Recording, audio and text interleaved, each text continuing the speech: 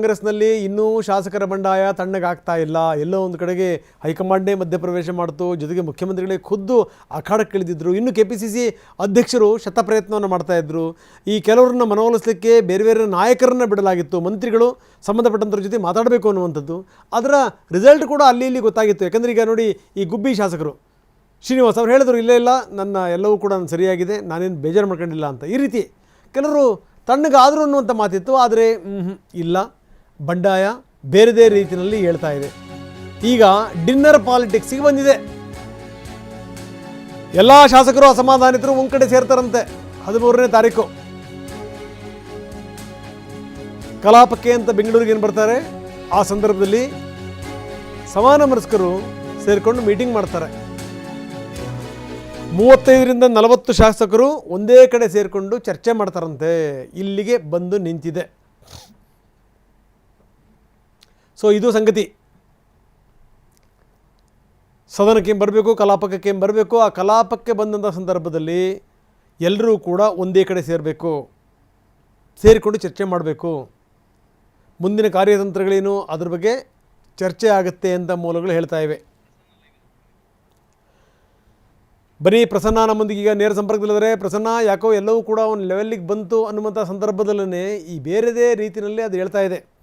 ಅಂದರೆ ಈ ಅಸಮಾಧಾನಿತರೆಲ್ಲ ಒಂದು ಕಡೆ ಸೇರಬೇಕು, ಸೇರ್ಕೊಂಡು ಮೀಟಿಂಗ್ ಮಾಡಬೇಕು ಅಂತ. ಹಿಂಗಾಗಿ ಏನು ಅಂತಂದರೆ ಕಲಾಪಕ್ಕೆ ಅಂತ ಏನು ಬರ್ತಾರಲ್ಲ ಬಂದಂಥವರು ಆವತ್ತೇ ದಿನ ಎಲ್ಲರೂ ಸೇರಿಕೊಂಡು ಡಿನ್ನರ್ ಮೀಟಿಂಗ್ ಮಾಡಬೇಕು ಅಂತ ನಿರ್ಧಾರ ಮಾಡಿದ್ದಾರೆ ಅಂತ. ಇದರ ಅರ್ಥ ತುಂಬ ಸ್ಪಷ್ಟ. ಯಾಕಂದರೆ ಇದಿನ್ನೂ ಕೂಡ ನಾಯಕ ಅಂದ್ಕೊಂಡಂಗೆ ಎಲ್ಲವೂ ಕೂಡ ಶಮನ ಆಗಿಲ್ಲ ಅನ್ನುವಂಥದ್ದು ಸ್ಪಷ್ಟ. ಏನಂತೀರಿ? ಹೌದು ರಂಗನಾಥ್, ಕ್ಯಾಬಿನೆಟ್ ವಿಸ್ತರಣೆಯ ಬಳಿಕ ಕಾಂಗ್ರೆಸ್ನಲ್ಲಿ ಅಸಮಾಧಾನ ದೊಡ್ಡ ಮಟ್ಟಿಗೆ ಸ್ಫೋಟಗೊಂಡಿದೆ. ಮೇಲ್ನೋಟಕ್ಕೆ ರಾಜ್ಯ ನಾಯಕರು ಮತ್ತು ಕಾಂಗ್ರೆಸ್ ಹೈಕಮಾಂಡ್ ಚರ್ಚೆ ನಡೆಸಿ ಅವ್ರನ್ನ ಸಮಾಧಾನ ಪಡಿಸಿದೀವಿ ಅಂತ ಮೇಲ್ನೋಟಕ್ಕೆ ಅಂದ್ಕೊಂಡ್ರೂ ಕೂಡ ಒಳಗಿಂದ ಒಳಗೆ ಅಸಮಾಧಾನಗಳು ಇನ್ನೂ ಕೂಡ ಶಮನವಾಗಿಲ್ಲ. ಹೀಗಾಗಿ ಯಾರೆಲ್ಲ ಸಚಿವ ಸ್ಥಾನ ವಂಚಿತರಿದ್ದಾರೆ ಅವರು ನಾವು ಒಟ್ಟಾಗಿ ಮುಂದಿನ ತೀರ್ಮಾನವನ್ನು ತೆಗೆದುಕೊಳ್ಬೇಕು ಅಂಥೇಳಿ ತೀರ್ಮಾನವನ್ನು ಮಾಡಬೇಕು ಅಂಥೇಳಿ ಚರ್ಚೆಯನ್ನು ನಡೆಸ್ತಾ ಇದ್ದಾರೆ. ಆಗಸ್ಟ್ 13ನೇ ತಾರೀಕಿನಿಂದ ಮಳೆಗಾಲದ ಅಧಿವೇಶನ ಪ್ರಾರಂಭ ಆಗುತ್ತೆ. ಅವತ್ತೇನೆ ಎಲ್ಲ ಶಾಸಕರು ಕೂಡ ಬೇರೆ ಬೇರೆ ಜಿಲ್ಲೆಗಳಿಂದ ಬೆಂಗಳೂರಿಗೆ ಬರ್ತಾರೆ ಅಧಿವೇಶನಕ್ಕೆ ಹಾಜರಾಗಬೇಕು ಅಂತೇಳಿ. ಆ ಸಂದರ್ಭದಲ್ಲಿ ಪ್ರತ್ಯೇಕವಾದಂಥ ಒಂದು ಡಿನ್ನರ್ ಮೀಟಿಂಗನ್ನು ಆಯೋಜನೆ ಮಾಡಿ ಮುಂದಿನ ರಾಜಕೀಯ ತಂತ್ರಗಾರಿಕೆಯ ಬಗ್ಗೆ ಒಂದು ಸುದೀರ್ಘವಾದಂಥ ಚರ್ಚೆಯನ್ನು ನಡೆಸಬೇಕು ಅಂತೇಳಿ ಎಲ್ಲ ಅಸಮಾಧಾನಿತರು ಮತ್ತು ಸಚಿವ ಸ್ಥಾನ ವಂಚಿತರು ತೀರ್ಮಾನವನ್ನು ತೆಗೆದುಕೊಳ್ತಾ ಇದ್ದಾರೆ.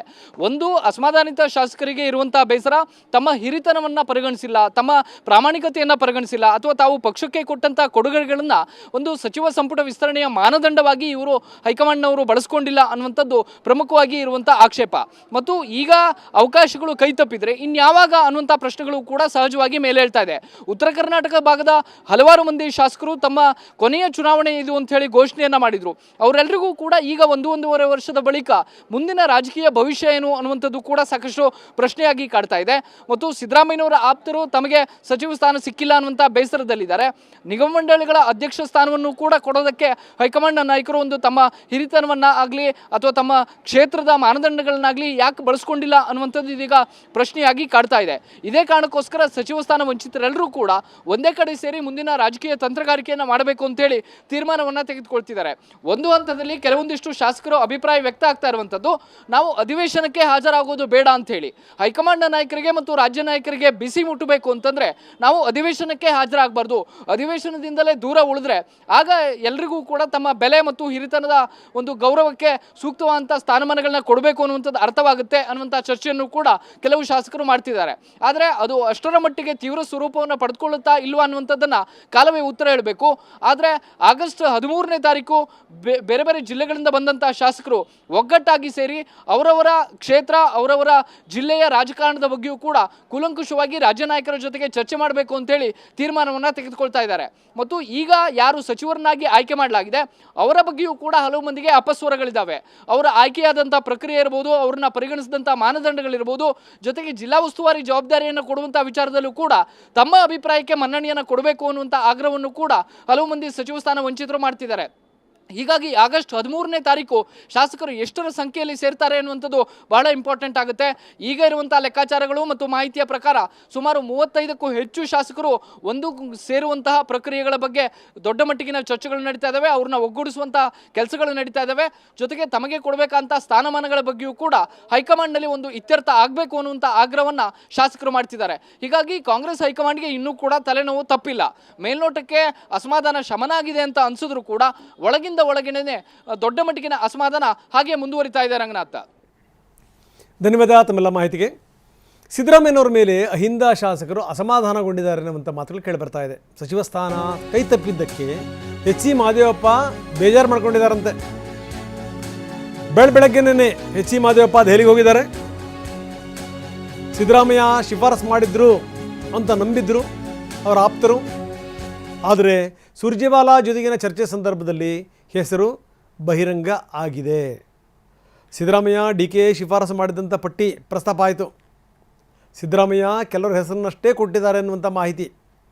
ಇದೇ ಕಾರಣಕ್ಕೆ ಸಿದ್ದರಾಮಯ್ಯನವರ ಮೇಲೆ ಶಾಸಕರು ಬೇಜಾರು ಮಾಡ್ಕೊಂಡಿದ್ದಾರೆ. ಸೊ ಇದು ಸಂಗತಿ. ಯಾಕಂದರೆ ಈ ಅಹಿಂದ ಶಾಸಕರ ಪರ ಸಿದ್ದರಾಮಯ್ಯ ಪ್ರಬಲವಾದ ಮಂಡಿಸಿಲ್ಲ ಅನ್ನುವಂಥ ಆರೋಪ ಅವರ ಮೇಲೆ.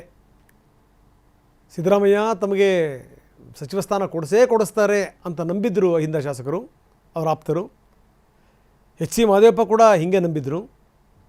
ಈಗ ದೆಹಲಿಗೆ ಹೋಗಿದ್ದಾರೆ ಎಚ್ ಸಿ ಮಹದೇವಪ್ಪ. ಮಲ್ಲಿಕಾರ್ಜುನ್ ಖರ್ಗೆ, ವೇಣುಗೋಪಾಲ್ ಅವರನ್ನು ಭೇಟಿ ಮಾಡ್ತಾರೆ.